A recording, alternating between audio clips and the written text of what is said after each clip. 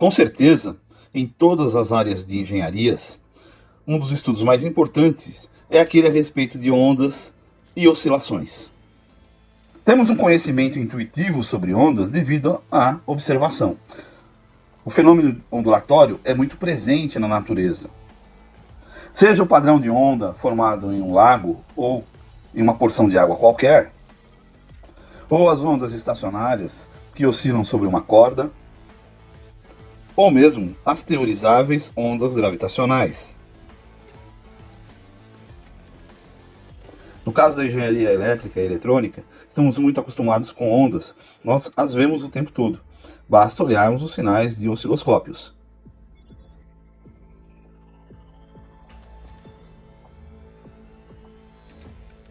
As ondas são basicamente caracterizadas por oscilações. Segundo o professor Dr. Moisés Uzenberg, as oscilações correspondem a vibrações localizadas onde estão associadas à propagação. Para facilitar o estudo, vamos tomar um elemento que depende em tudo da oscilação, o pêndulo. Se tomarmos um pêndulo e desviarmos ele da sua posição de equilíbrio natural, ele em seguida, solto, vai retornar a essa posição, gerando oscilações livres em torno dessa posição. Se nenhuma força externa for aplicada ao pêndulo, o padrão de oscilação, ou o período de oscilação, é determinado pelos seus próprios parâmetros naturais. Mas se uma força externa for aplicada, um impulso, vai gerar nesse pêndulo uma oscilação forçada. Avançando um pouco mais no nosso estudo sobre oscilação, vamos analisar o que acontece em um sistema com um poço potencial. Observemos o desenho. Temos aqui um poço potencial e uma partícula em uma das suas bordas. Dependendo da posição em que esta partícula é solta e com que força, esta partícula pode atravessar para o outro lado desse poço potencial ou entrar em oscilação dentro do próprio poço. Se nós definirmos aqui posições na abscissa x para uma dada energia, há uma oscilação entre x1 e x2. E há um local que é definido como poço potencial, que no caso aqui está entre menos A e mais A. O gráfico superior é o gráfico da energia potencial em função da dimensão linear, da distância, do deslocamento. O segundo gráfico é uma derivada do gráfico anterior. Derivando então a energia potencial em relação ao deslocamento, nós temos a força em relação ao deslocamento. No gráfico de força, observe-se que na região de poço potencial, a geometria da força, ou o formato desse gráfico, tende a ser linear. E linear negativo, ou seja, reproduz a ideia de força restauradora, que é a tendência de trazer a partícula para o equilíbrio, em contraste com a energia potencial. Integrando a força em relação ao deslocamento, nós chegamos à definição da própria energia potencial, menos de meio kx quadrado. Um outro sistema de oscilações é o sistema massa-mola na vertical, sob a ação da gravidade. Isso nos remete diretamente à formação de ondas.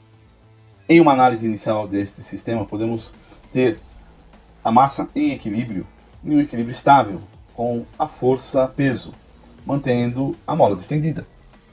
Marquemos então aqui a nossa posição zero, e x estará no sentido da força da gravidade. Soltando agora a massa, ela tende a estender a mola, saindo da posição de equilíbrio, indo para um valor positivo de x. Para isso ela vai ter uma certa velocidade. Quando ela chegar no máximo da extensão, a velocidade é zero, e agora ela começa a retornar no sentido contrário. E no sentido contrário, a mola tende a ser comprimida, carregada. A massa é deslocada no sentido negativo, até que chega à velocidade zero, quando a massa para. E depois ela retorna a continuar o movimento. Um movimento totalmente oscilatório. Apesar de ser uma oscilação mecânica, o estudo desse fenômeno oscilatório pode ser expandido para outros fenômenos oscilatórios, e é o que nós vamos fazer, e isto vai nos ajudar bastante no entendimento de oscilações. Sendo x o deslocamento, m a massa e k constantes na mola, nós chegamos à equação m x dois pontos é igual a menos kx. Resolvendo x dois pontos, podemos relacioná-lo a um ômega de oscilação. Então, o x2 pontos, que é a derivada segunda em relação ao tempo do deslocamento, ou seja, sua aceleração, é igual ao negativo do ômega ao quadrado vezes x. Esta é a equação do oscilador harmônico. A outra forma de apresentar essa equação está aqui. d2x sobre dt2 mais ômega ao quadrado x é igual a zero. Há vários métodos de estudo para desenvolver a solução dessa equação.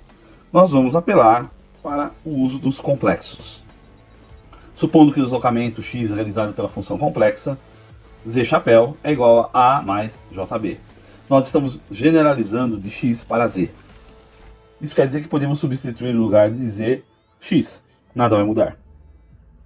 E temos assim uma equação linear homogênea, ou seja, que iguala tudo a zero, com coeficientes constantes. E isso é fácil de resolver porque nos dá uma solução típica. Z de t é igual a e elevado a p de t, onde p é uma constante complexa. Vamos recordar algumas coisas que já são bem conhecidas por nós desta função complexa. O j é um imaginário. Ele permite uma rotação de π sobre 2 do plano xy, do plano complexo. J quadrado, portanto, é igual a menos 1. O real de z é igual a a, e o imaginário de z é igual a b. E isso permite que nós utilizamos no exponencial a fórmula de Euler. E elevado a j ômega é igual a cosseno de ômega mais j seno de ômega. Operacionalizando o z complexo em função de t sendo igual a e elevado a p de t, se nós aplicarmos um operador de derivada, uma derivada em primeira ordem em relação ao tempo, teremos dz complexo em relação a dt é igual a derivada em relação ao tempo de e elevado a pt. No final das contas, isto resulta p multiplicando o complexo z. Se aplicarmos a derivada de novo, nós vamos ter p ao quadrado multiplicando o complexo z. Vai ficando claro para a gente que as derivadas em relação ao tempo ou derivação temporal podem ser substituídas no caso complexo pelo produto por p. Assim, d de dt está para p. Se aplicarmos isto à equação do oscilador harmônico, nós chegamos à conclusão que p ao quadrado mais ômega ao quadrado é igual a zero. Ou mais para frente, que p é igual a mais ou menos j ômega. Daí temos duas possibilidades para p. P mais e p menos. Vamos escolher em z de t a solução p+. Temos assim que z de t é igual a e elevado a p vezes t. Uma outra forma de modelarmos z de t é com uma constante real c multiplicando e elevado a j ômega t. O que vamos fazer agora é estender o efeito oscilatório na constante c. Façamos c igual a vezes e elevado a menos jφ. Apesar de aparentemente aumentarmos a complexidade da equação fazendo esta ação, isso nos possibilitará decompor z de t em dois exponenciais. Um exponencial devido à fase, questão de deslocamento, e outro exponencial devido à ação temporal. Coloquemos a função a elevado a menos j ômega φ em um gráfico onde podemos ver, identificar rapidamente a sua parte imaginária e a sua parte real. E fica fácil de ver que o real de z de t aqui no caso vai ser um a cosseno de ômega t mais φ, que é um velho conhecido nosso. Vamos retomar a derivação. Então d de dt está para p, que está para j ômega, quando nós assumimos p como solução positiva. Portanto, se o complexo z em função de t é igual a e elevado a p de t, a derivada em relação ao tempo desse complexo z é igual a p de z, ou, no caso, j ômega z.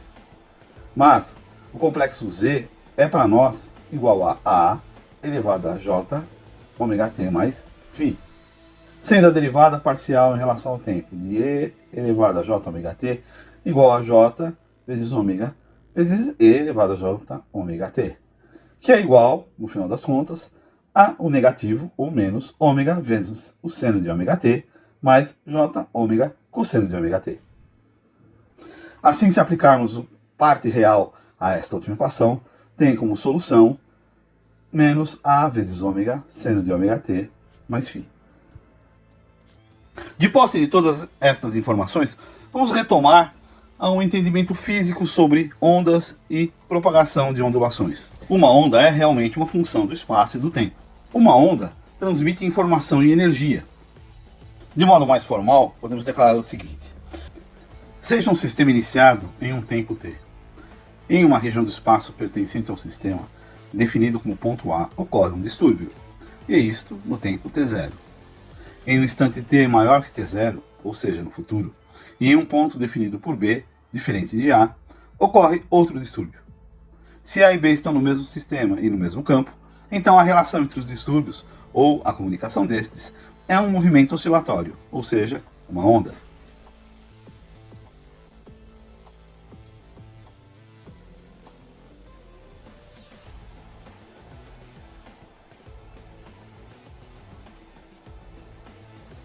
De posse de todas estas informações, nós já estamos preparados para prosseguir para a análise da propagação de uma onda eletromagnética. Para tanto, vamos fazer uma análise de uma equação de uma onda unidimensional, que varia tanto no tempo quanto no espaço. Este tipo de análise de onda foi proposto pela primeira vez por Jean-Baptiste Lejeune d'Alembert. Tomemos o campo E na forma escalar. A equação fica del2E, del-T2, menos U ao quadrado, que é a velocidade da onda, vezes del2E, del-Z2. Isso tudo é igual a zero. Em outras palavras, a derivada segunda do tempo do campo E na forma escalar, menos o quadrado da velocidade da onda, vezes a derivada segunda do espaço do campo E na forma escalar, é nulo. Como caminho para a análise desta solução, vamos retomar o que nós já estudamos em Eletromag 1 sobre as condições de Lorentz para potenciais. Então, relembrando, o divergente do potencial magnético A é igual ao negativo de μ vezes epsilon da variação temporal do potencial de tensão, potencial escalar. E o laplaciano do potencial elétrico V menos μ vezes epsilon vezes a derivada temporal segunda do potencial elétrico é igual ao negativo da densidade volumétrica de carga por epsilon. A primeira equação relaciona o divergente do potencial magnético com a variação temporal do potencial elétrico. Já a segunda equação é um pouco mais complexa, porque ela relaciona o laplaciano do potencial elétrico, que é uma relação espacial, de certa forma uma relação espacial, com a derivada segunda do potencial elétrico, que é como se fosse uma aceleração do potencial elétrico. Essas duas estão num lado da equação, e elas se combinam e resultam nada mais nada menos do que a própria carga elétrica, ou o negativo de ρ sobre epsilon.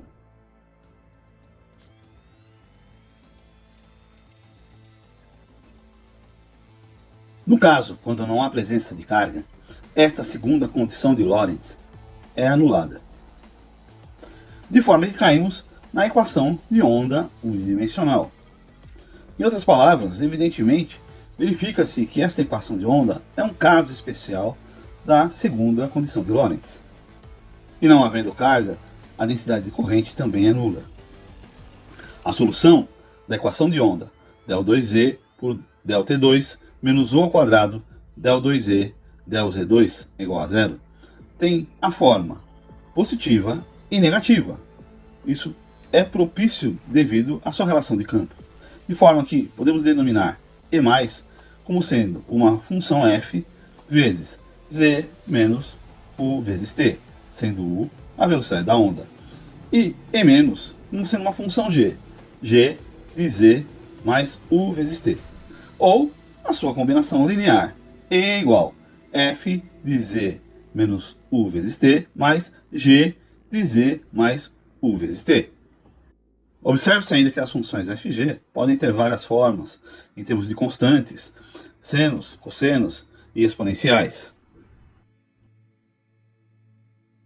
Outra coisa que devemos destacar são as similitudes que existem entre a equação unidimensional de onda de D'Alembert com a equação do oscilador harmônico. Estas similitudes entre as equações reforçam a aplicação para a equação de onda como uma solução de uma EDO que leva a mesma a ser homogênea. E aí temos a possibilidade de aplicação de uma solução harmônica em posição. Se fizermos uma constante beta como sendo a razão entre a velocidade angular, ou frequência, e a velocidade de avanço da onda, então nós vamos ter aqui a derivada segunda de E no tempo mais beta quadrado vezes E é igual a zero. Esta IDO permite que nós tenhamos possíveis soluções positivas e negativas. No caso, a nossa solução positiva, chamada de E+, vai ser A vezes E elevado a J ômega t menos beta z.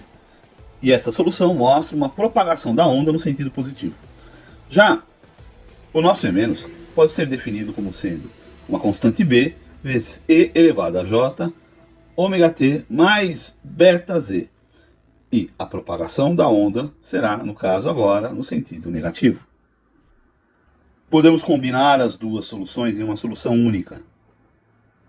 Temos assim a soma de duas exponenciais, uma com uma constante A e outra com constante B. Uma que se propaga no sentido positivo, menos beta, e outra que se propaga no sentido negativo, mais beta.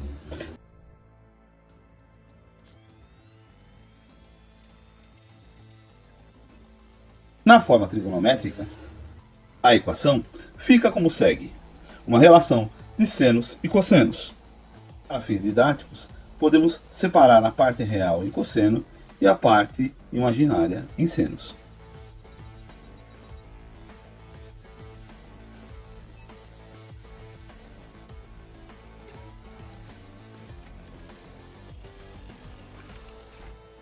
Analisando tanto a parte da propagação no sentido positivo quanto no sentido negativo, ou seja, as de constante A e B, ou menos beta e mais beta, temos que A e B são os valores de amplitude máxima. Os valores ômega, que são a frequência, são iguais em todas elas, e é dado em radianos por segundo. Já beta é o número de onda, ou ainda a constante de fase, e é dado em radianos por metro. Z é dado em metros e T em segundos. E assim podemos entender que a solução dada na equação nos depõe uma dependência temporal e espacial em uma estrutura harmônica. Tomemos uma amostra de onda e façamos uma análise tanto no espaço quanto no tempo. Temos então aqui a mesma onda de campo elétrico no espaço e no tempo. No gráfico superior, a abscissa é dada em termos de comprimento de onda, em z, para um tempo t constante. Já no gráfico inferior, a abscissa é dado em termos de período do tempo t, com o z constante. Lembrando que o lambda, que é o comprimento de onda, é igual à velocidade de propagação da onda vezes t, que é o período. E o período é igual ao inverso da frequência. Para completar as relações, a velocidade de propagação da onda, U, dada em metros por segundo, é igual à frequência, dada em hertz, ou 1 sobre segundo, vezes o comprimento de onda, lambda, dado em metros. A frequência da onda, ômega, é dada em radianos por segundo. É igual a 2πf, f é a frequência em hertz.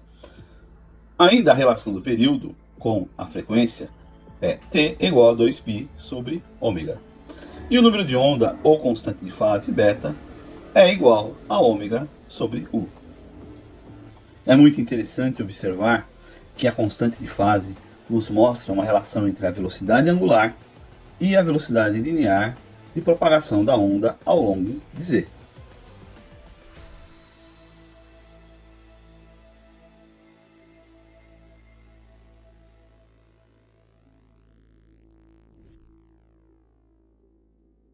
Uma questão muito simples, mas importante a se considerar, é quanto ao sentido de propagação da onda.